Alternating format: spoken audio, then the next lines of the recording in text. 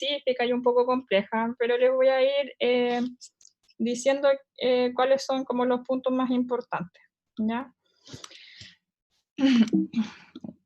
Bueno,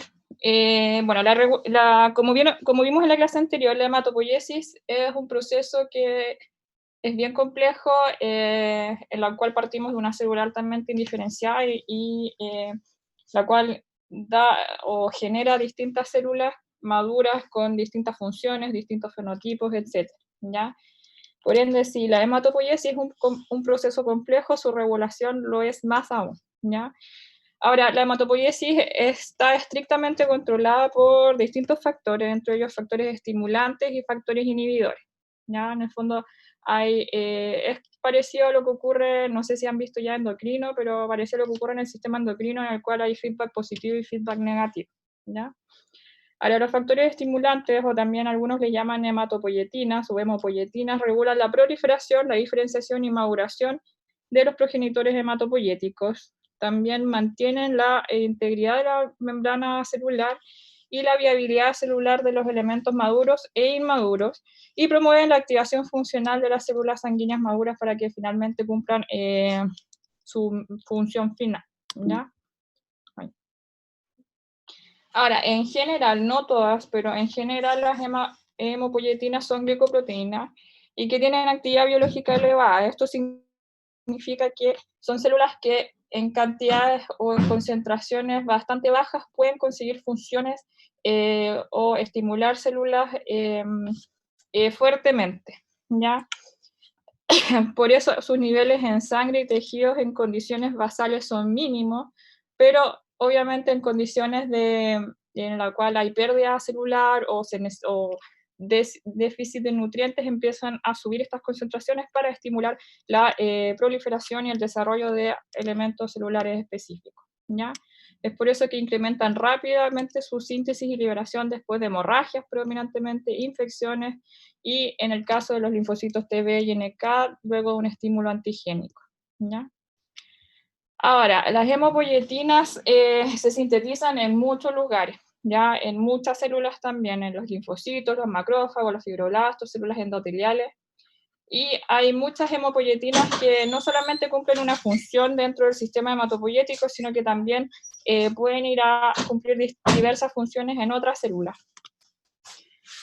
Ahora, la hematopoiesis en general se habla que hay dos tipos de regulaciones: la intrínseca, que está dada más que nada por los factores de transcripción que van a ir a tener algunos genes diana específicos, y la extrínseca, que está dada más que nada por estos elementos como citoquinas, otras moléculas, y también la interacción celular. Ya, si se acuerdan de lo que les mencioné del nicho hematopoiético o el nicho en la médula ósea, también eso es una regulación extrínseca. Ahora, bueno, si se acuerdan de la clase anterior, las células troncales o las stem cell son células muy escasas en la médula ósea, ¿ya? Y en general estas células están en un estado latente o quiescente, ¿ya? Que en el fondo están ahí como en pausa, bueno, obviamente igual hay algunas que están activamente proliferando y generando otros elementos celulares, pero la gran mayoría de las células troncales están en un estado quiescente, ¿ya? Y esto es importante porque, por ejemplo, algunos fármacos, predominantemente los quimioterapéuticos, que van a ir a actuar en la proliferación celular, no van a tener actividad o acción en estas células, ¿ya? Y eso evita que, por ejemplo, en algunas quimioterapias no queden en el fondo depletadas todas las células troncales, son las células maduras las que empiezan a disminuir su concentración, ¿ya? Ahora, hay distintos factores intrínsecos y extrínsecos que vamos a ir viendo uno por uno. Más que nada los factores extrínsecos son los que vamos a detallar más. Van a hacer que estas células quiescentes entren en un estado activo en la cual proliferan o se van diferenciando, ¿ya?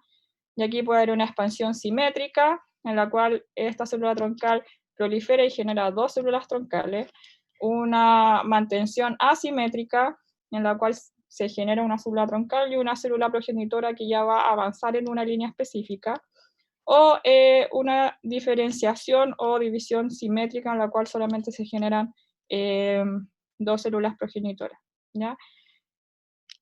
Acuérdense que las células troncales, bueno, las células troncales y algunas progenitoras más inmaduras pueden tener estas habilidades de expansión simétrica y de mantención o división asimétrica, ¿ya? Porque las formas ya de blasto generalmente lo que van haciendo es proliferar o diferenciación simétrica solamente. Ahora, estos son bueno, no son los únicos, pero estos son los factores intrínsecos que en general, como les mencioné, son factores de transcripción que van o que están relacionados con las distintas fases de proliferación y maduración de este proceso hematopoyético, ¿ya? No es necesario que se los aprendan, pero es más que nada para que entiendan que las células van expresando van activándose distintos factores de transcripción que van a ir activando distintos genes y que va a ir, por un lado, estimulando la proliferación celular, que puede ser estas proliferaciones simétricas, divisiones simétricas o asimétricas, o ir a estimular que estas células se diferencien en un linaje específico, ¿ya? Es así como, por ejemplo, hay unos factores de transcripción como los genes homeobox que se expresan en las células muy inmaduras, que lo que hacen en general es la mantención de la troncalidad, pero tenemos otros factores de transcripción como el GATA3, que hace que estas células precursoras linfoides más que nada se vayan a diferenciar en una línea T específica, ¿ya? Esto es importante porque muchos de estos marcadores nosotros los podemos identificar con estudios moleculares y así identificar algunas células, ¿ya? No es tan frecuente, pero ayuda bastante, ¿ya? Bueno, la regulación intrínseca también va a mantener el comportamiento de las células troncales, ¿ya? Los factores intrínsecos son un grupo de factores de transcripción que están expresados en estas células troncales y que se van a unir a estas genes diana, ¿ya? Dentro de los genes que participan en estos factores intrínsecos tenemos los genes homobox, los genes polycom, algunos genes reguladores del ciclo celular que son más inespecíficos y que están en todas las células, y algunos genes específicos para progenitores y células troncales, ¿ya? Entonces aquí vamos a tener que en esta parte, porque obviamente como son factores de transcripción, son estos factores intrínsecos están todos dentro del núcleo. Entonces aquí tenemos algunas proteínas homeobox que se van a unir a determinados genes y van a ir a generar la transcripción de determinado, o en el fondo la activación de estos determinados genes y así generar respuestas específicas, ¿ya? Por ejemplo, si se activan estos genes, el IN4A, se va a estimular el ciclo celular con proliferación celular. En cambio, por ejemplo, si se activa el gen GATA1, se va a estimular la diferenciación celular, ¿ya? Y aquí lo mismo, los factores de transcripción y los genes. Ahora, aquí hay distintas etapas, como pueden ver, que aquí tenemos las células troncales pluripotentes, después tenemos los progenitores multipotentes, los precursores, y ya las células maduras, ¿ya? Y aquí pueden ir viendo algunos de estos factores de transcripción, como les mencioné, el gen GATA3, que se expresa en los linfocitos T, el gen PAC5, que se expresa en todo lo que es las líneas B, o sea, los linfocitos B, y en todo lo que son los elementos granulocitos monocitos se expresan estos genes P1, PU.1, y que también hay otra expresión de algunos otros factores que también tienen acciones como inespecíficas, ya como por ejemplo el GATA1, que en general es bastante, ¿cómo decirlo?, diverso en el sentido de que se expresan casi todas las líneas mieloides, ¿ya? Porque estos genes no todos tienen una función solamente, hay algunos de estos genes que tienen funciones de proliferación celular, pero además de diferenciación, siempre y cuando esté asociado a la expresión de otro gen, ¿ya? Ahora, los factores intrínsecos regulan la generación de células troncales, también van a regular la proliferación, la mantención de esta quiescencia celular y la autorrenovación de células troncales y la diferenciación, ¿ya? Ahora, los factores intrínsecos, si bien están en el núcleo y se llaman intrínsecos, también van a depender de factores extrínsecos, ya que vamos a ir viendo más adelante, porque hay distintas moléculas que se van a unir a los receptores celulares de la membrana celular que van a generar una cascada celular intracelular o intracitoplasmática y que van a generar determinadas proteínas u otras moléculas que ingresan al núcleo y van a interactuar con estos factores de transcripción, ¿ya? Ahora, el 50% de las células troncales se diferencian y deben dar origen a células maduras, y esto también va a estar estrictamente regulado por estos mecanismos intrínsecos, ¿ya? Y que va a depender de algunos de estos factores intrínsecos, como por ejemplo, como les mencioné, el PU.1, que va a estimular más que nada la generación de precursores granulocito-monocito, y que va a llevar a las líneas monocitoides y las líneas neutrofílicas, eosinófilas y basófilas en algunos casos, y algunos otros elementos, ¿ya? En cambio, la expresión del GATA1 en fases iniciales va a estimular más que nada el precursor de la línea megacariocita eritroide, y que al expresarse exclusivamente GATA1 en estas células se diferencia en la línea eritroide, en cambio si es GATA1 y 2, los megacariocitos. Ahora, no quiero que se aprendan estas moléculas, ¿ya? Porque son muy enredadas, pero es para que vayan entendiendo estos procesos. Un segundo. Aquí lo mismo, ¿ya? Pero para que lo vean después y lo puedan leer con calma. Les voy a mandar los artículos por si quieren indagar un poquito más, pero no es obligación, ¿ya? Ahora, lo que sí quiero que entiendan es que hay una serie de factores de transcripción que por un lado regulan y mantienen la troncalidad y quiesencia, que van a estar obviamente expresados fundamentalmente en las células troncales, y que algunas son exclusivamente de ellas, por ejemplo los RUNX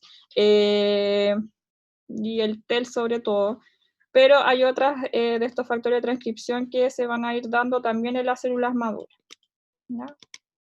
Bueno, esto es para que lo vean. Ahora, lo que más me interesa que aprendan bien son los factores extrínsecos, porque ahí es donde en el fondo se puede actuar más y también puede tener algunas aplicaciones terapéuticas, como vamos a ver más adelante, ¿ya? Los factores extrínsecos en general, no todas, pero en general la gran mayoría van a ser citoquinas, ¿ya? Que regulan las células hematopoyéticas. Promueven la diferenciación, pero también ayudan a la regulación de la mantención de la troncalidad, ¿ya? Ahora, la mayor parte de estos factores extrínsecos son factores estimulantes, pero también vamos a ver que hay factores inhibidores, y la mayoría de estos factores estimulantes se les puso este nombre de factor estimulante colonias porque vieron que algunas de estas moléculas estimulaban el desarrollo de colonias celulares específicas. Ya es por eso que vamos a ver que existe el factor estimulante colonia granulocito macrófago, el factor estimulante colonia monocitoide, etc. ¿Ya? Y aquí tenemos algunos factores extrínsecos que son como los más conocidos, que dentro de ellos obviamente tenemos la eritropoyetina, que va a dar el linaje de los eritrocitos, fundamentalmente, que esto es una proteína sintetizada en el riñón, que lo vamos a ir viendo después con más detalle. Después tenemos la interleuquina 11, que va a llevar al desarrollo de la línea megacariocítica con el desarrollo de plaquetas, y el factor estimulante de colonia granulocito macrófago, que obviamente va a dar todo lo que son los elementos monocitoides y neutrófilos, ¿ya? Y que también participa en las líneas eosinofílicas, pero que necesita de la expresión de otras interleuquinas en el camino para que esta célula no se vaya a diferenciar en un neutrófilo, sino que se vaya a diferenciar en un eosinófilo, ¿ya? Ahora, todo lo que es, como les mencioné en la clase anterior, todo lo que es el desarrollo del linfocito, tanto T y B como NK, lo vamos a ver en mucho más detalle en las clases de inmune, ¿ya? Porque si no esto sería eterno. Ahora, los factores extrínsecos o estas citoquinas no tienen funciones únicas, ¿ya? Algunos factores son predominantemente estimuladores o inhibidores, pero otras tienen funciones mucho más complejas. Incluso algunos factores pueden ser estimulantes de una línea, pero inhibir otra, ¿ya? Actuar por ejemplo, en elementos hematopoyéticos, pero a su vez pueden ir a ayudar, por ejemplo, una respuesta inmune, ¿ya? Entonces, son moléculas bien complejas, así que no tienen una función única y exclusiva, ¿ya? Y es por eso que también muchos de estos factores tienen acciones más allá de la hematopoiesis en sí. y afectan a distintas células en distintas etapas. Por ejemplo, el factor estimulante de colonia granulocítica estimula la migración de estos progenitores neutrófilos, pero también actúa en la proliferación de progenitores multipotentes primitivos. Ya, esto es importante porque, por ejemplo, no sé, en condiciones de infección se va a estimular la producción de este factor estimulante de colonia granulocítica, que por un lado va a hacer que proliferen los elementos inmaduros, pero a su vez va a hacer que estos elementos inmaduros que están proliferando vayan diferenciándose a líneas neutrofílicas, para que estos neutrófilos puedan ir a combatir esa infección, ¿ya? Y además, los efectos sobre los progenitores, muchas citoquinas también son capaces de activar las funciones de leucocitos y monocitos maduros, ¿ya? Así que son moléculas bien complejas. Ahora, en general los podemos dividir en distintas categorías, ¿ya? Tenemos la eritropoyetina y trombopoyetina por una parte, después tenemos todos los factores estimulantes de colonia, que ahí tenemos el de colonia granulocítica, el de colonia monocítica o el de colonia granulocito-monocito, ¿ya? Después tenemos todas las familias de las interleuquinas, que también las vamos a ir viendo, y que una de ellas, que es la interleuquina 3, también se llama factor estimulante colonia como multicolonia, ¿ya? Porque es capaz de estimular las etapas iniciales de estas unidades formadoras de colonia, ¿ya? Y después tenemos también los factores de células troncales, que lo van a ver en la literatura como stem cell factor, o el ligando de la proteína codificada por el oncogen KIT, que es el ligando KIT, ya que actúa más que nada en las fases más iniciales de la hematopoiesis. Aquí les dejé una tablita para que lo puedan ir viendo después con calma. Es un resumen un poco lo que vamos a ir viendo en lo que viene ahora de la clase, ¿ya? Donde están distintos los factores estimulantes colonia, la eritropoyetina, trombopoyetina y las distintas interleuquinas, su origen y las células diana que van a tener, que en el fondo les va a dar un poco las funciones que van a tener estos factores, ¿ya? Vamos a partir con la eritropoyetina, que es una glicoproteína que va a regular todos los estadios de la producción eritroide, ¿ya? Ahora, esta glicoproteína está producida fundamentalmente en el riñón, pero también en cantidades menores en el hígado, ¿ya? Pero la función primordial, o sea, la producción primordial va a ser renal, así que es por eso que en pacientes, por ejemplo, con falla renal crónica, disminuye la síntesis de eritropoyetina y generalmente estos pacientes tienen una anemia secundaria a esto, ¿ya?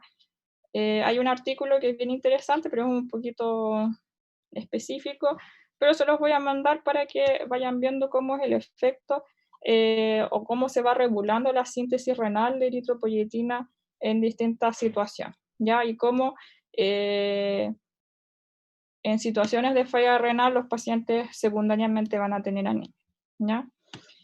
La síntesis y secreción de eritropoyetina va a estar controlada por una serie de receptores de membrana y que en general estos receptores se van a activar o inhibir de acuerdo a la presencia o ausencia de oxígeno, ¿ya?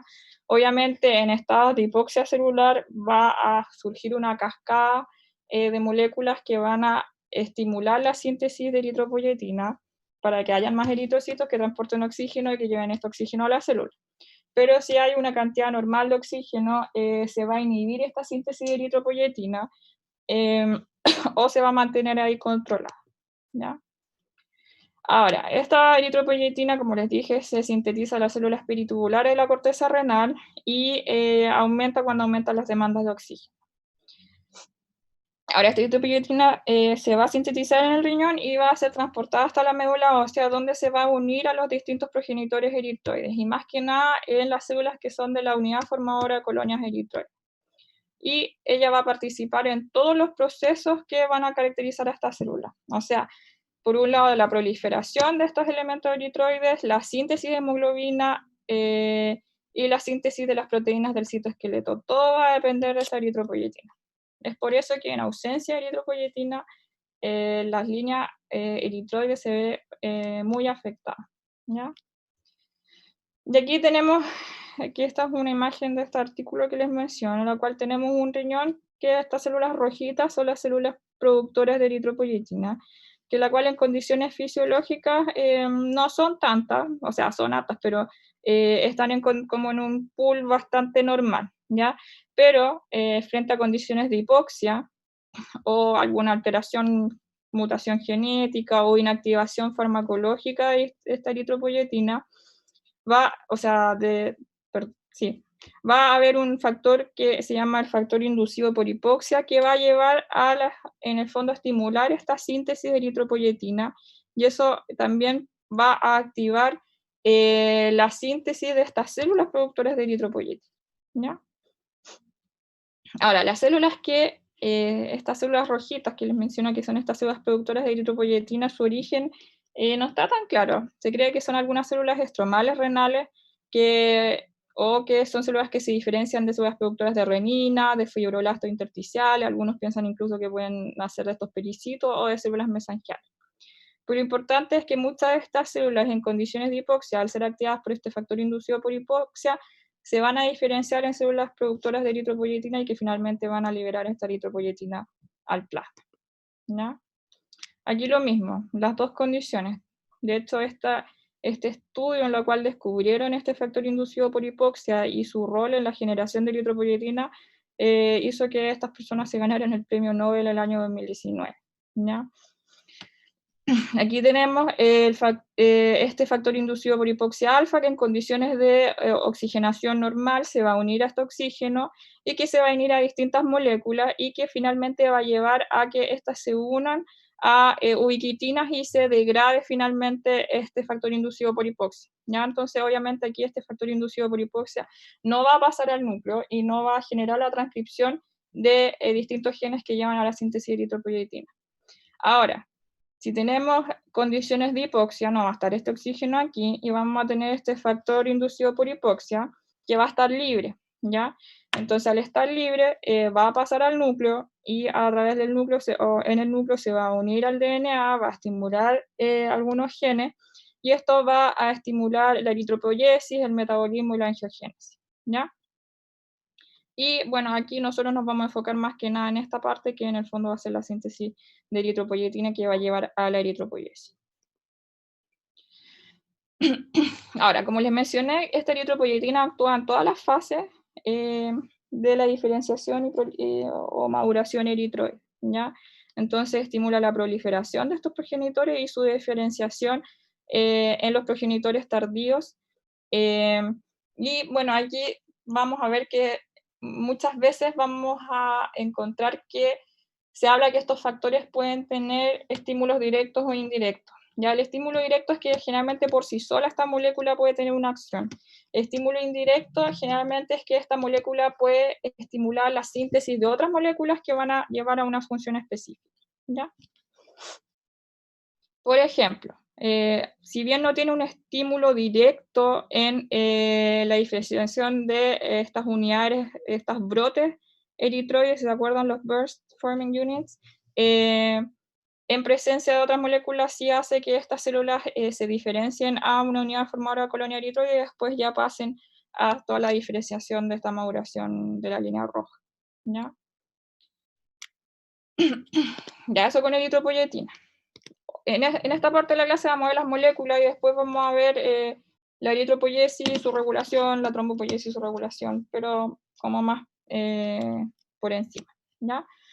La trombopoyetina va a ser la principal hormona reguladora de la producción plaquetaria, ¿ya? Esta diferencia de la eritropoyetina, esta es sintetizada principalmente en el hígado, ¿ya? En algunas condiciones en el riñón y en el estroma de medula ósea, ¿ya? Su receptor es el protoncogen celular, que es el MPL, y se ha visto que la síntesis de trombopoyetina, los niveles de trombopoyetina en sangre y medula ósea son inversamente proporcionales a la cuenta plaquetaria, ¿ya? O el recuento plaquetario. Pero su síntesis es constitucional, o sea, la cantidad de trombopoyetina que se sintetiza normalmente, generalmente se mantiene bastante estable. Lo que va variando es su unión a receptores de trombopoyetina. Entonces, al unirse a un receptor, va variando los niveles plasmáticos de trombopoyetina libre, ¿ya? Bueno, aquí es lo que les mencioné. La regulación de los niveles de trombopoyetina se basa en su unión al receptor MPL y su internalización y destrucción. Ahora, estos receptores están en los megariocitos como en las plaquetas circulantes. Entonces, por ejemplo, si tenemos muchas plaquetas circulantes, esta trombopoyetina se va a unir a estas plaquetas y no va a ir a actuar en las células de la médula ósea para estimular la síntesis de más plaquetas, ¿ya? Pero al haber una reducción de plaquetas circulantes, esta trombopoyetina no se va a poder unir a estos receptores que están en las plaquetas porque esas están disminuidas. Entonces va a quedar más forma libre esta trombopoyetina que puede unirse a la médula ósea y estimular las distintas fases. Un segundo.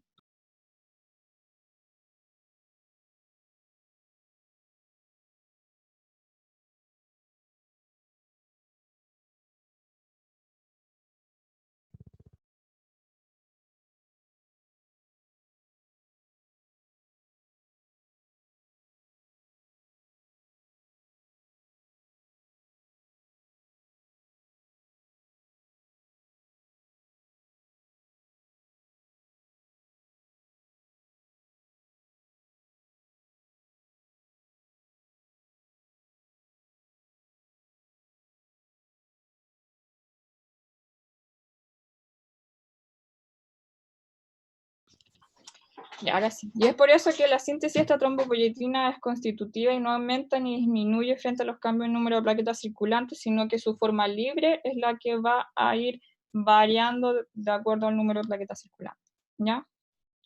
Ahora, hay algunos casos en los cuales aumenta la producción, pero que no son condiciones fisiológicas, por ejemplo, en la inflamación, en la cual eh, distintas células que están estimuladas en el proceso inflamatorio van a sintetizar esta trombopoyetina, y eso va a llevar a que estos pacientes frecuentemente tengan una trombocitosis reactiva, ¿ya? Y esto es porque el factor de necrosis tumoral alfa estimula la síntesis interleuquina 6 y esto va a llevar a aumento de la síntesis de trombopoyetina hepática. Ahora, después vamos a todo lo que es la familia de los factores estimulantes de Colonia, que, bueno, su nombre es así porque son un grupo de proteínas que van a estimular la formación de estas colonias, fundamentalmente granulocíticas, monocíticas o granulocitomacrófagas, ¿ya? Ahora, generalmente van a actuar en estas células que ya están comprometidas a un proceso de diferenciación celular o de dos líneas, como la granulocita macrófaga, ¿ya? Y aquí tenemos todos estos factores estimulantes de colonia y que también tenemos el factor, el IL-3 que les mencioné, que es el multiestimulante de colonia, ya que actúan en las distintas series. Ahora, en condiciones fisiológicas, los monocitos, macrófagos, fibroblastos y células endoteliales de la médula ósea son los responsables de la mayor parte de la producción de estos factores estimulantes de colonia, ¿ya? Pero también algunas células epiteliales, linfocitos B y T, en otros contextos, por ejemplo, en cuadros de, no sé, pues de estimulación del sistema inmune frente al reconocimiento de un antígeno, también se puede estimular la síntesis de estos factores estimulantes de colonia. En condiciones basales, su síntesis es muy baja, ¿ya? Pero frente a cualquier estímulo que requiera de un aumento de la producción de macrófagos y de granulocitos polimorfonucleares neutrófilos o eosinófilos y basófilos, se va a estimular la transcripción y traducción de estas moléculas, llevando incluso a un aumento de hasta 1000 veces los niveles basales, ¿ya? Y los agentes estimulantes en general van a ser endotoxinas bacterianas, que van a ir a estimular los fibroblastos y células endoteliales, y algunos antígenos específicos del linfocito, ¿ya? Ahora, bueno, aquí generalmente quienes los sintetizan, por ejemplo, el factor estimulante de clorona granulocítica, van a ser los monocitos, fibroblastos, células endoteliales, la monocitoide también por los monocitos, y la interleuquina 3, que está multiestimulante, generalmente la sintetizan los linfocitos T, ¿ya? Ahora estos también tienen distintas funciones, por un lado la proliferación de estas células de las unidades formadoras de colonia y sus distintos estadios de maduración, y van a promover la diferenciación y maduración de los progenitores mieloides, ¿ya? También van a mantener la integridad de la membrana y promueven la activación funcional de estas células maduras. Vamos a partir con el factor estimulante de colonia granulocítica, que va a estimular la producción fundamentalmente de neutrófilos, ¿ya? En general, estimula la producción de la línea mieloide hacia la línea neutrofílica, pero en presencia de otras moléculas que vamos a ir viendo más adelante, algunas interleuquinas específicas, se puede estimular las líneas eosinofílicas o basófilas, dependiendo de la molécula expresada, ¿ya? En presencia de eritropoyetina, este factor estimulante también induce la formación de colonias derivadas de esta unidad formadora de brotes. ¿Ya? Es por eso que, como les mencioné, la eritropoyetina no tiene un efecto directo en la unidad formadora de brotes, pero sí en presencia de este factor estimulante va a tener este efecto. ¿Ya? Ahora, en preparaciones celulares, o sea, en el fondo en estudios in vitro, generalmente al tener estas células troncales o células progenitoras mieloides y agregarle a este cultivo este factor estimulante colonia granulocítica, generalmente se van a formar únicamente colonias neutrofílicas. ¿Ya? Ahora, el factor estimulante colonia monocitoide acelera la maduración de monocitos y macrófagos, ¿ya? Y también induce la producción de interferón y activador de plasminógeno, que son moléculas que sintetizan estos macrófagos activados. Y también tiene este mecanismo indirecto que es estimular la neutropoiesis. Y el factor estimulante colonia granulocito macrófago va a estimular las dos líneas, fundamentalmente neutrófilos y menos la de eosinófilos. También estimula la proliferación y diferenciación de elementos eritroides y de megacariocitos. ¿Ya? Así que este factor de crecimiento, factor estimulante, perdón, de colonia, en general tiene una función un poquito más amplia. Este efecto sobre varias líneas celulares indica que en el fondo actuaría sobre un progenitor un poquito más indiferenciado, ¿ya? Y también estimula la síntesis de otras citoquinas, como la interleuquina 1, que es liberada por los monocitos macrófagos, y el factor de necrosis tumoral alfa, que también es liberado por estas células. La interleuquina 3, que es esta multifactor de crecimiento, factor estimulante de colonia, perdón, tiene un efecto equivalente a la molécula que les mencioné previamente, pero además estimula la síntesis de mastocitos, ¿ya? Esta actuaría sobre elementos mucho más primitivos y por eso que en el fondo daría origen a distintas líneas celulares, ¿ya? Ahora, es importante saber que si hay una regulación inadecuada en la producción de estos factores estimulantes de colonia, se pueden inducir efectos perjudiciales que pueden desarrollar por ejemplo, una lesión neoplásica, ¿ya? Los progenitores, precursores y células maduras van a tener receptores específicos para cada uno de estos factores estimulantes, ¿ya? E incluso, obviamente, una célula puede tener receptores para distintos factores, ¿ya? Ahora, el número de receptores por célula generalmente no es tan alto, es de 100 a 500, pero se necesita un número bajo de estos sitios ocupados para desencadenar una respuesta biológica. Y esto es lo que les mencioné al inicio de la clase, que la mayoría de estas hematopoyetinas tienen una respuesta biológica muy elevada, se necesitan concentraciones muy bajas para generar una respuesta celular, ¿no? La interleuquina 1, que la vamos a ver mucho en la respuesta inmune, porque es una molécula que tiene muchas funciones, es un factor soluble polipeptídico que es liberado fundamentalmente por los macrófagos activados, ¿ya? Vamos a ver que está relacionada a la inflamación más adelante en la respuesta inmune, pero también participa en la hematopoiesis, ¿ya? Tiene una actividad pirógena, participa en la proliferación de los timocitos, en la resorción del cartílago, catabolismo muscular, etcétera, etcétera, etcétera, ¿ya? Ahora, los macrófagos son su principal fuente y como es una molécula con muchas funciones, tiene que estar muy regulada su producción y es por eso que es inhibida por un gran número de agentes inmunosupresores. Por ejemplo, el interferón gamma, que en las infecciones virales, y el factor de crecimiento también influye en el fondo como respuesta inhibitoria de la síntesis de esta interleuquina, ¿ya? Ahora, las células que liberan interleuquina 1, como les mencioné, las principales son los monocitos macrófagos, pero pueden ver que muchas otras células en otras condiciones pueden sintetizar, ¿ya? Incluso células gliales.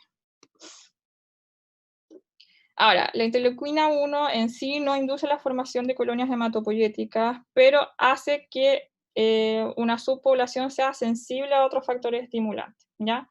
Es por eso que, como les mencioné en la clase anterior, está muy regulado este proceso hematopoyético. Ya no se necesita una molécula por sí sola casi nunca va a tener un efecto biológico eh, definitivo. Ya se necesita una interacción de las distintas moléculas, se necesita que una célula sea activada por distintas moléculas que actúen en sus distintos receptores y que eso genere cascadas intracelulares. ¿Ya? Así que es la interacción de todas estas moléculas que va a regular muy bien este proceso hematopoyético. ¿Ya? Ahora, esta interleuquina 1 induce a la célula troncal a diferenciarse en distintos estadios que expresan receptores para factores estimulantes, ¿ya? Y va a estimular la hematopoiesis indirectamente por la producción y liberación de otras hematopoietinas. Su respuesta fundamental va a ser un aumento en el número de neutrófilos y monocitos. Es por eso que esta interleuquina generalmente en las infecciones bacterianas está muy elevada, también en algunas infecciones virales, pero es una de las moléculas que en el fondo va a estar en las inflamaciones agudas en respuesta a agentes bacterianos, ¿ya? Ahora, su efecto estimulante solamente se observa cuando actúa sobre un corto periodo de tiempo, ¿ya? Porque se genera una cierta tolerancia de las células frente a esta molécula.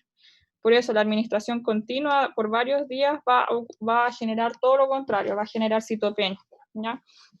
Es por eso que en algunos casos, en procesos inflamatorios crónicos, pacientes que tienen, por ejemplo, enfermedades inflamatorias intestinales crónicas y que tienen niveles elevados de interleuquina en sangre, pueden incluso estar asociados a disminución de las líneas maduras de la sangre, ¿ya? También es de interés terapéutico porque su efecto directo en la célula troncal pluripotente y su capacidad de inducir la síntesis y liberación de otras hematopoietinas.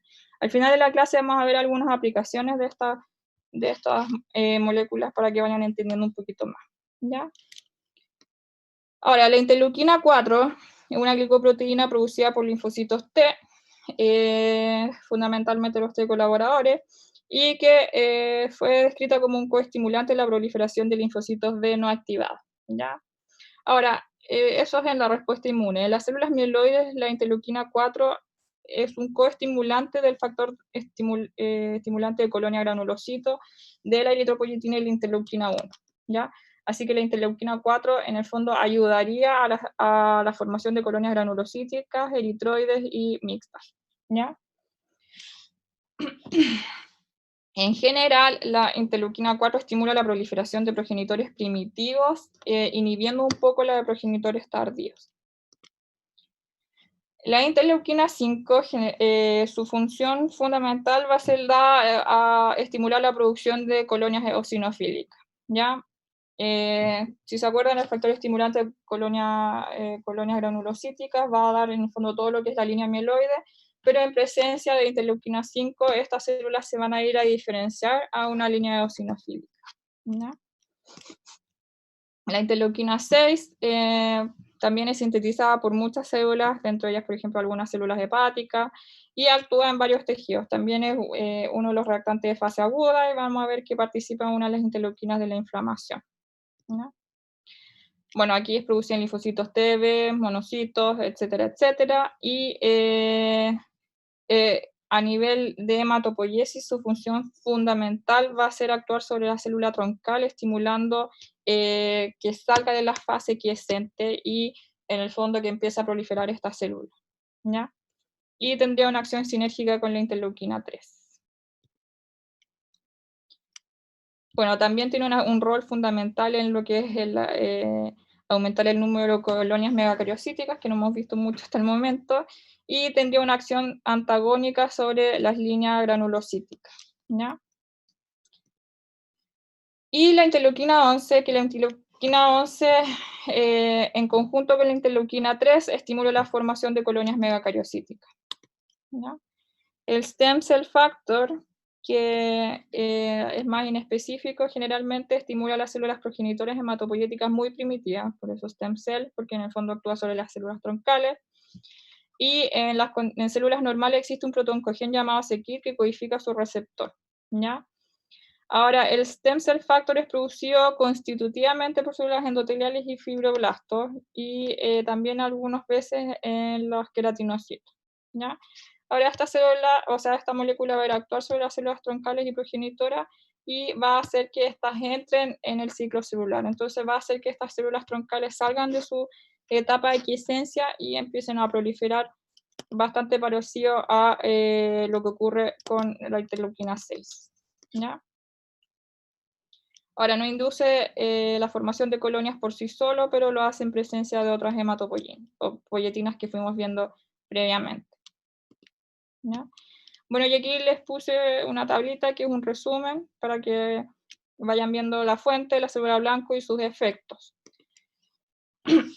Ahora también se pueden clasificar, esto es un poquito un resumen, para que vayan después agrupando ustedes las distintas hematopoyetinas y de acuerdo a estos distintos subgrupos. Por ejemplo, tenemos las hematopoyetinas que actúan en etapas tardías y son específicos de una línea celular, por ejemplo, la interleuquina 5. Tenemos otras que actúan en etapas intermedias y no son específicos de una línea celular. Ahí podrían, por ejemplo, hablar de la interleuquina 6 o factores que afectan a los progenitores latentes primitivos, ya que ahí tenemos el stem cell factor predominantemente. ¿Ya? Ahora, los factores específicos de acción tardía, tenemos la interleuquina 5 y el factor estimulante clorona monocito. Después tenemos estos inespecíficos, la interleuquina 3 y la interleuquina 4. Y los que son ya fundamentalmente de progenitores latentes, que van a ser esta interleuquina 11, el stem cell factor, interleuquina 1. ¿Ya? Ahora, también hay una serie de factores inhibidores que no vamos a entrar en detalle, pero es para que sepan que existen y que fundamentalmente van a ser, por ejemplo, el interferón gamma y el factor de necrosis tumoral, ya alfa. Que estas son moléculas que frecuentemente se sintetizan en respuestas inmunes, ¿ya? El interferón gamma y el factor de necrosis tumoral alfa son sintetizadas por macrófagos y algunas células NK. Es por eso que en respuestas inmunes mantenidas en el tiempo o que están siendo estimuladas constantemente y que llevan una síntesis elevada de estos factores, va a llevar a que haya una inhibición de la hematopoiesis, ¿ya?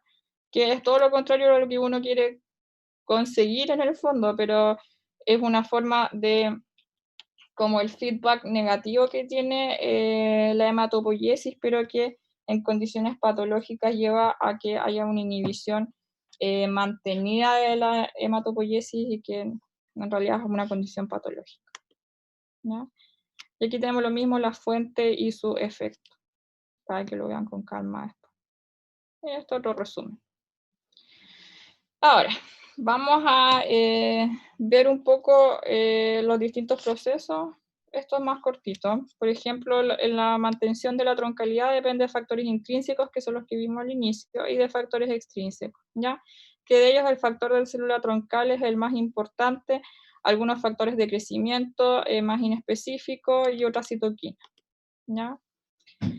Ahora vamos a ver eritropoiesis, trombopoiesis y mielopoiesis y sus factores que van a ir actuando aquí. Ahora la eritropoiesis es bastante más simple porque está dada fundamentalmente por la eritropoyetina que, como les mencioné, es secretada por las células renales en respuesta a la hipoxia, ¿ya? Ahora, la expresión máxima de receptores de eritropoyetina es en las unidades formadoras de colonias eritroides y sus receptores van a ir disminuyendo en las formas más maduras, ¿no? Y aquí la eritropoiesis vamos a tener que arriba están, o en rojito y negro, no, perdón, en negro van a estar los factores de transcripción, que van a ser los factores intrínsecos. También tenemos algunos de RNA y microRNA que también actúan a este nivel, que son los que les dije que no se aprietan con tanto detalle. Y aquí vamos a tener todo lo que son los factores extrínsecos que van regulando la hematopoiesis, ¿ya?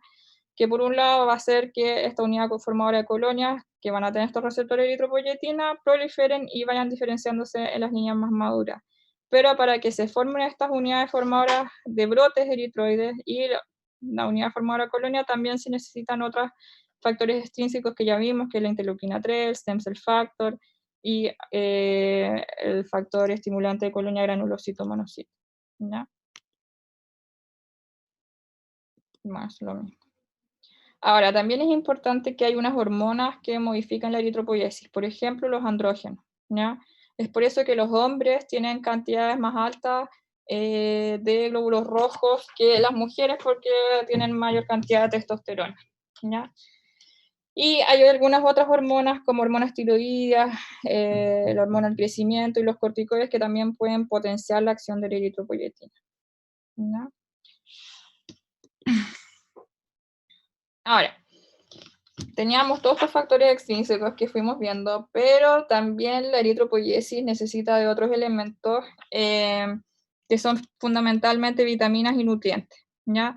Dentro de ellos, obviamente, uno de los procesos o elementos fundamentales va a ser el hierro, que es para la síntesis de hemoglobina y la formación del grupo M, y la vitamina B12 y ácido fólico que se necesita para la síntesis de ADN, ¿ya?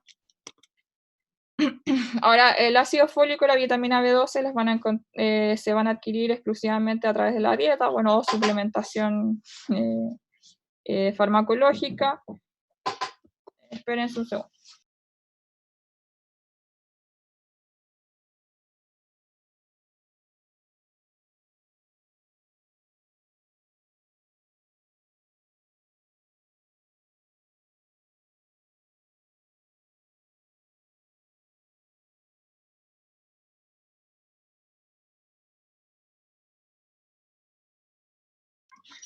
Ya, ahora sí.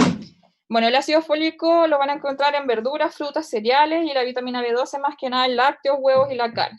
¿Ya? Entonces, cuando tengan pacientes con déficit leve de estas vitaminas y lo inicial es en el fondo a mantención que aumenten el consumo de estos alimentos, ¿ya? Ahora, la vitamina B12 es por eso que es muy frecuente que los pacientes vegetarianos o veganos tengan déficit de vitamina B12 y tengan que suplementarse, ¿ya? Porque como no consumen carne, lácteos ni huevos generalmente, es muy frecuente que tenga déficit de vitamina B12, ¿ya? Bueno, aquí les dejé las necesidades diarias de ácido fólico que son de 200 a 400 microgramos diarios, mientras que la vitamina B12 son mucho más bajas. Ya. Ahora, la vitamina B12 se adquiere a través de la dieta, como les mencioné, pero se va a absorber eh, siempre y cuando se una a algunas moléculas que este es el factor intrínseco. Lo vamos a ver mejor en este monito, ¿ya? Vamos a ver que la vitamina B12, bueno, va a ser ingerida en los alimentos y a nivel gástrico se sintetiza una molécula que es este factor intrínseco, pero la vitamina B12 al viajar aquí va a estar unida a estas proteínas que están en el alimento, ¿ya? Al llegar al estómago, esta vitamina B12 se libera de estas moléculas de los alimentos y se va a unir a una molécula que es la aptocorrina, ¿ya? Y el factor intrínseco todavía va a estar viajando solito aquí. Entonces, a nivel del duodeno, con la secreción de todos los elementos, enzimas duodenales, esta cianocobalamina o vitamina B12 se va a liberar de la aptocorrina y se va a unir al factor intrínseco, ¿ya? Al unirse a nivel ilial, en el ilion distal, generalmente se va a poder, en el fondo, absorber esta vitamina B12 siempre y cuando esté unido al factor intrínseco. Entonces, por un lado, vamos a tener que es muy importante la adquisición mediante la dieta de esta vitamina B12, pero también la presencia de este factor intrínseco. Hay algunas patologías, como por ejemplo algunas gastritis atróficas o gastritis autoinmune, en las cuales disminuye esta síntesis de factor intrínseco y va a hacer que esta cianocobalamina no se pueda unir a este porque este no va a estar muy disminuido y por ende no pueda ser reabsorbido a nivel del hilo, ¿ya? Por otro lado, la vitamina B9 o el ácido fólico está más distribuido en los vegetales, frutas, verduras y cereales y que deben ser desconjugados antes de ser absorbidos, ¿ya? Su absorción es más que nada en el yeyuno y después pasa al hígado y después va a presentar circulación enterohepática. El hierro, bueno, el hierro, todo lo que es la absorción del hierro lo van a tener que ver en las clases digestivas, pero si se acuerdan de lo que fuimos viendo del metabolismo del hierro, el hierro va a transportarse en la sangre unido a la transferrina, ¿ya? Y eso va a llevar a que este hierro viaje a la médula ósea y participe en la síntesis de hemoglobina. Ahora, aquí tenemos el fierro, que se va a unir a determinados receptores de superficie y que va a hacer que se absorban los enterocitos y posteriormente se va a unir a otra molécula que va a hacer que lo libere a la sangre o al plasma sanguíneo para unirse a transferrina y ahí transportarse a la médula ósea, ¿ya? En algunas condiciones, bueno, y la inducción de estos, perdón, la inducción de estos receptores a los cuales se une el hierro en el enterocito también dependen del factor inducido por hipoxia, ¿ya? Es por eso que cuando hay condiciones de hipoxia, si se acuerdan, se va a estimular la producción de eritropoyetina por un lado, pero por otro lado también se estimula la producción de estas proteínas o receptores de membrana en los enterocitos que van a hacer que se absorba más hierro, que pase más hierro al plasma y que en el fondo esté el hierro disponible en la médula ósea para que los precursores eritroides puedan sintetizar hemoglobina y así poder transportar oxígeno en la sangre, ¿ya? Ahora, hay una molécula que en condiciones de inflamación crónica que se llama hepcidina, que es sintetizada en el hígado. La hepcidina va generalmente a antagonizar casi todos estos mecanismos, ¿ya? Todos estos mecanismos normales que vimos de absorción del hierro.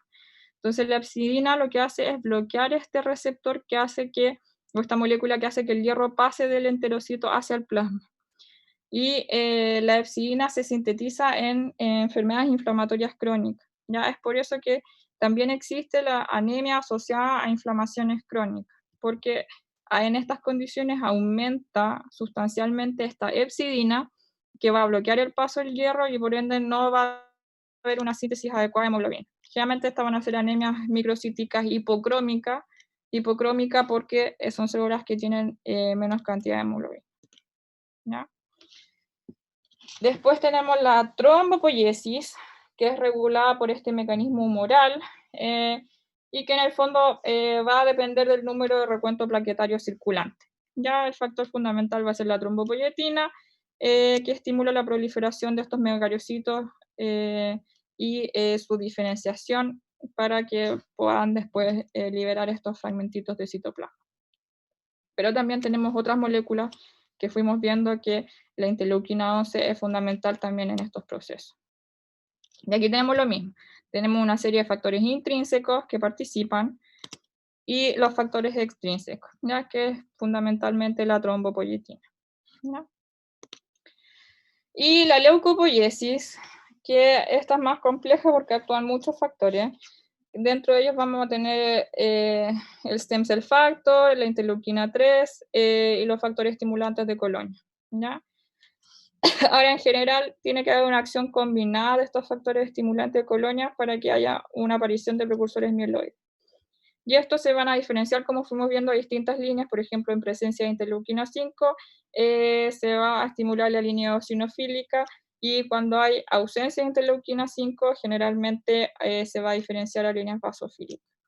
Y aquí también tienen un poquito un resumen de estos factores extrínsecos, en la cual vamos a tener esta unidad formada colonia, que se va a diferenciar a esta unidad formadora de colonia granulocito, eritrocito, monocito, macrófago, que después de estar estimulada por estos factores va a formar la unidad formadora de colonia granulocito, monocito, y que después puede estar estimulada por la monocito o la granulocito y va a generar estas distintas líneas, ¿ya? Si hay interleuquina 5, como les mencioné, se va a generar más que nada el promielocito eosinófilo, y en ausencia de interleuquina 5 y presencia de algunas otras moléculas, más que nada las líneas basofílicas, ¿ya? Y para finalizar, la monocitopoiesis, que va a derivar de los precursores granulocito-monocito, está controlada más que nada por la interleuquina 3, que está multipotente, y la granulocito-monocito y el factor estimulante de colonia monocítica, ¿ya? Y aquí tenemos la monocitopoiesis, que está aquí, ¿ya? Y aquí también tienen las otras líneas para que las puedan ir viendo. Ahora, las aplicaciones clínicas, estas moléculas, si bien obviamente fueron estudiadas en condiciones fisiológicas, en condiciones patológicas, también se ha podido desarrollar artificialmente o a través de extracción, no sé, de elementos murinos de estos factores de crecimiento, ¿ya? O factores estimulantes. Entonces, muchas de estas hematopoietinas se pueden usar como terapia de reemplazo en el tratamiento de citopenia secundaria, ¿ya? Que puede ser debido a un déficit de hemopoietina o o alguna otra patología, ¿ya? También en algunos casos se utilizan para aumentar el pool de progenitores para que se pueda utilizar una dosis más elevada de algunos quimioterapéuticos, ¿ya? Esto es bastante frecuente. O, por ejemplo, después de tratamientos ablativos, mieloablativos, por ejemplo, en algunas condiciones neoplásicas en la cual se generan células neoplásicas en la médula ósea, se va a atacar estas células con quimioterapia, y eso va a ser lo que se llama la ablación de la médula ósea, y generalmente ahí van a quedar los precursores solamente de estas stem cell o células troncales, que si se acuerdan, muchas están en fase quiescente y no responden a estos quimioterapéuticos o no son afectados por ellos, pero obviamente vamos a quedar con la médula prácticamente en cero en cuanto a células maduras. Entonces, a esas células maduras, o sea, a esas células troncales se les va a administrar estos factores de crecimiento, factores estimulantes de colonia, para que empiecen a generar las distintas líneas celulares, ¿ya? Y también para la corrección de citopenias congénitas y adquiridas. También ayudan a la activación funcional de células maduras. Hay algunos tratamientos, por ejemplo, y hay algunas enfermedades en las cuales se generan células que no van madurando, que son, por ejemplo, las leucemias. Pero hay algunas leucemias específicas en las cuales las células llegan hasta un punto, por ejemplo, hasta el promielocito, y no maduran más allá. Entonces, el tratamiento en esos casos es entregarle algún factor o hemopoietina que estimule la diferenciación de estas líneas celulares, ¿ya? Y aquí tenemos algunas aplicaciones clínicas, por ejemplo, la eritropoyetina, que, bueno, está su forma artificial, el factor estimulante de colonia, el filgrastim, que también se le llama neupogen, que también se usa mucho aquí en el hospital, la interleuquina 11, que no la tenemos tanto, y los factores estimulantes de colonia, granulocitos macrófagos, ¿ya? La eritropoyetina sintética se usa frecuentemente, por ejemplo, en los pacientes con anemia por enfermedad renal crónica, en la cual se administra esta eritropoyetina exógena, ¿ya? Y bueno, también en algunos casos, por ejemplo, en pacientes que tengan alguna neutropenia, que es una disminución de los neutrófilos, que puede ser por distintas causas, puede ser secundario a quimioterapia o por alguna infección importante o alguna falla medular, también se le pueden administrar estos factores estimulantes de colonia granulocítica, ¿ya? Y así tratar de aumentar. También en infecciones importantes, a veces uno administra estos medicamentos para que ayuden a combatir la infección en conjunto con los antimicrobianos. Pero obviamente todo esto en contextos bastante graves, porque como ya vimos en toda la clase, estos factores estimulantes de colonia tienen distintos efectos biológicos, por ende tampoco están exentos de reacciones adversas, ¿ya? Por ejemplo, en algunos casos pueden originar fiebre o, bueno, una serie de otras patologías, ¿ya? Y eso es todo por hoy.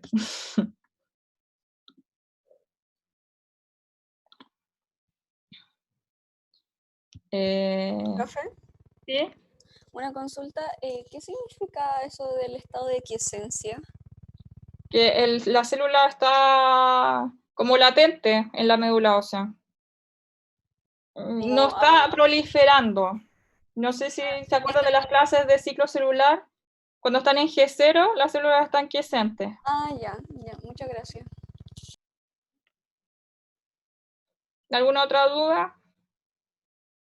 Yo tenía un artículo muy bueno que estaba en español de esto, pero por algún motivo no lo logré encontrar, así que lo voy a seguir buscando, debe estar en alguno de mis discos duros. Cuando lo encuentre se los voy a enviar. Y también les ¿Profe? voy a enviar los otros artículos. ¿El Dime, factor inducido por hipoxia en qué situaciones se puede activar? cuando hay hipoxia. No, pero como ejemplo, situaciones. ¿Patológica? Sí, Por ejemplo, las isquemias, no sé, pues las trombosis, cuando hay pues que son todas condiciones patológicas, supone que ahora deberíamos ver como lo normal, pero por ejemplo, las isquemias, cuando se forma un trombo arterial, obviamente va a haber una hipoxia local, y eso va a hacer que se sintetice el factor inducido por hipoxia, pero también hay algunas condiciones neoplásicas en las cuales las células inducen este factor en daños endoteliales, aterosclerosis, etc.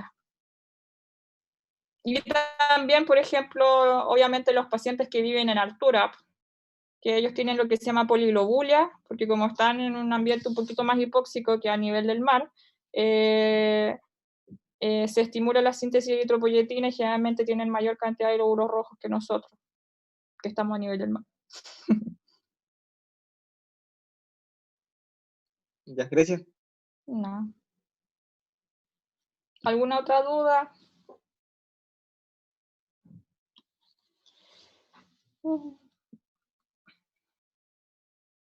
No. Bueno, yo sé que es un poquito enredada esta clase. Como les mencioné, la parte de factores intrínsecos, quiero que más que nada entiendan un poquito el concepto, sus funciones generales, pero no cada uno de los factores, ¿ya?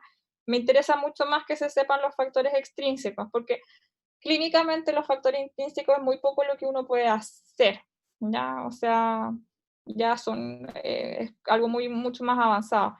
En cambio, los factores extrínsecos, como fuimos viendo, muchas de estas hematopoyetinas existen en forma sintética, entonces necesito, o no sintética, pero en forma exógena, entonces igual es necesario que se aprendan sus funciones, porque muchos de ellos pasaron a ser francamente fármacos, ¿ya? Entonces las van a usar en algún momento, sobre todo si alguno de ustedes va a ser internista, bueno, van a estar eh, ya en conocimiento de su función, ¿ya? Y eso más que nada. Pero no se enreden tanto, o sea, las interleuquinas apréndanse sus funciones fundamentales por ahora, como la función primordial que tengan, estas funciones secundarias, por el momento no, porque muchas de ellas las vamos a ir viendo en la clase de inmunología. Muchas gracias, profe, que le vaya bien. A ustedes igual, estudien,